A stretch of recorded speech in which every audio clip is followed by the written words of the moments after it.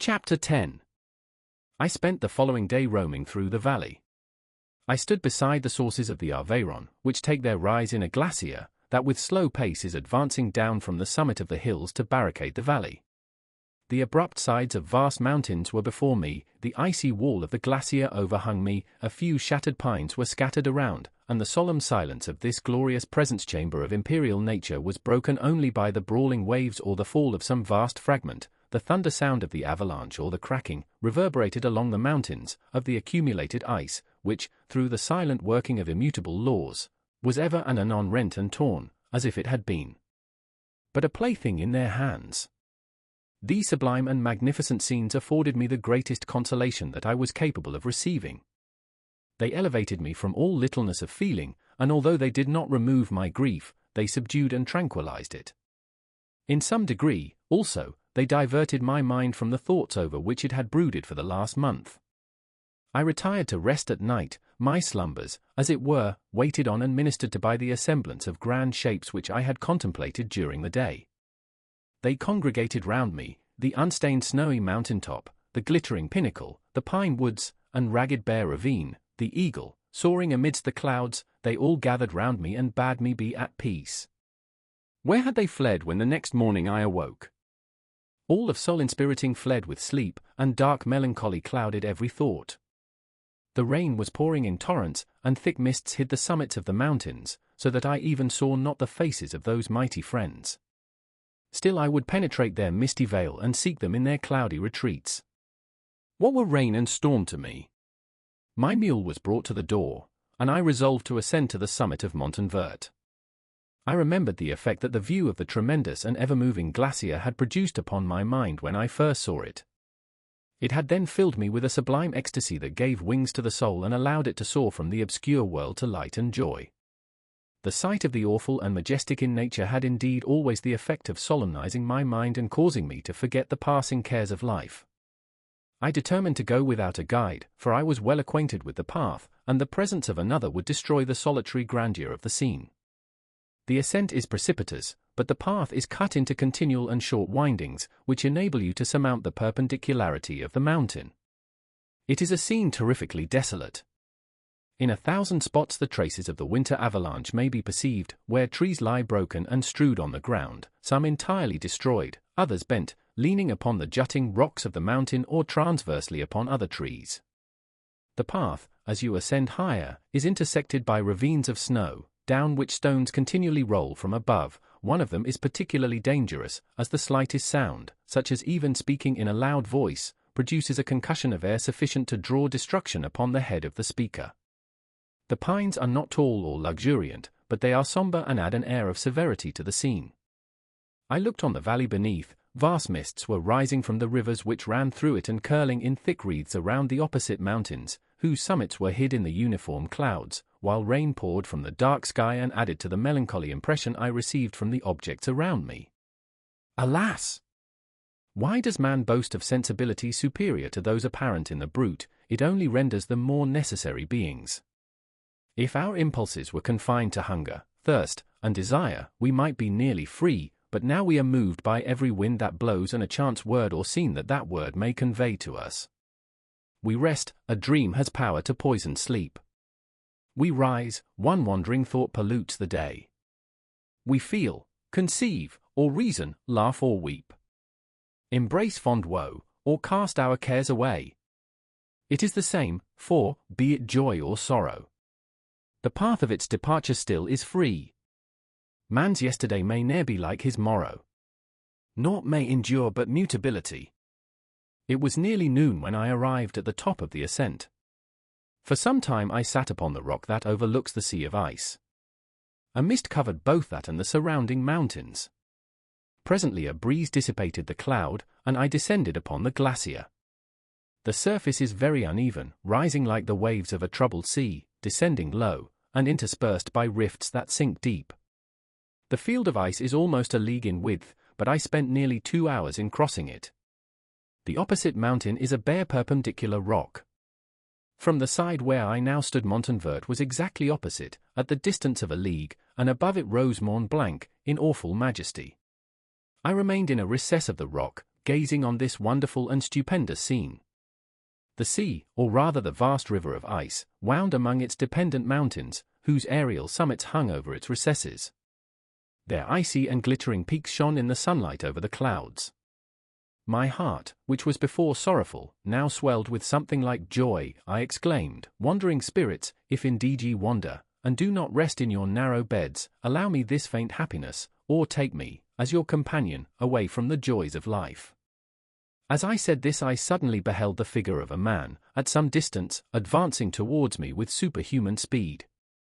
He bounded over the crevices in the ice, among which I had walked with caution. His stature, also, as he approached, seemed to exceed that of man.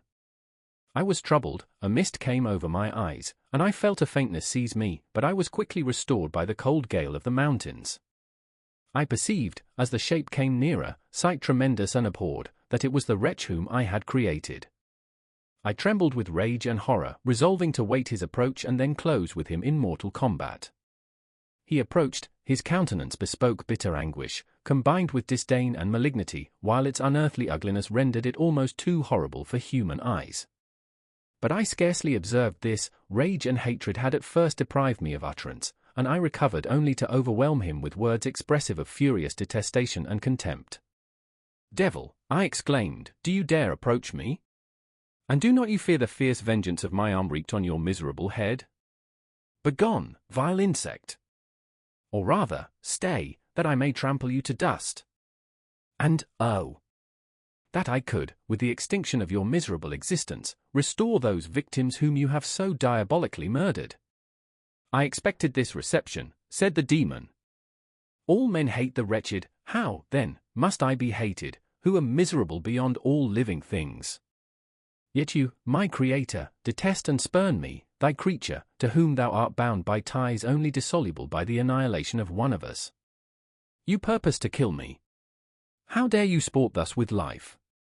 Do your duty towards me, and I will do mine towards you and the rest of mankind. If you will comply with my conditions, I will leave them and you at peace, but if you refuse, I will glut the maw of death, until it be satiated with the blood of your remaining friends. Abhorred monster! Fiend that thou art! The tortures of hell are too mild a vengeance for thy crimes. Wretched devil! You reproach me with your creation. Come on, then, that I may extinguish the spark which I so negligently bestowed." My rage was without bounds. I sprang on him, impelled by all the feelings which can arm one being against the existence of another.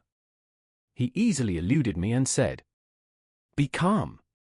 I entreat you to hear me before you give vent to your hatred on my devoted head. Have I not suffered enough, that you seek to increase my misery? Life, although it may only be an accumulation of anguish, is dear to me, and I will defend it. Remember, thou hast made me more powerful than thyself, my height is superior to thine, my joints more supple. But I will not be tempted to set myself in opposition to thee. I am thy creature, and I will be even mild and docile to my natural lord and king if thou wilt also perform thy part, the which thou owest me. Oh, Frankenstein, be not equitable to every other and trample upon me alone, to whom thy justice, and even thy clemency and affection, is most due. Remember that I am thy creature. I ought to be thy Adam, but I am rather the fallen angel, whom thou drivest from joy for no misdeed. Everywhere I see bliss, from which I alone am irrevocably excluded. I was benevolent and good, misery made me a fiend. Make me happy, and I shall again be virtuous. Begone! I will not hear you. There can be no community between you and me, we are enemies. Begone, or let us try our strength in a fight, in which one must fall. How can I move thee? Will no entreaties cause thee to turn a favorable eye upon thy creature, who implores thy goodness and compassion? Believe me, Frankenstein, I was benevolent, my soul glowed with love and humanity, but am I not alone, miserably alone? You, my creator, abhor me. What hope can I gather from your fellow creatures, who owe me nothing? They spurn and hate me. The desert mountains and dreary glacier are my refuge. I have wandered here many days. The caves of ice, which I only do not fear, are a dwelling to me, and the only one which man does not grudge. These bleak skies I hail, for they are kinder to me than your fellow beings.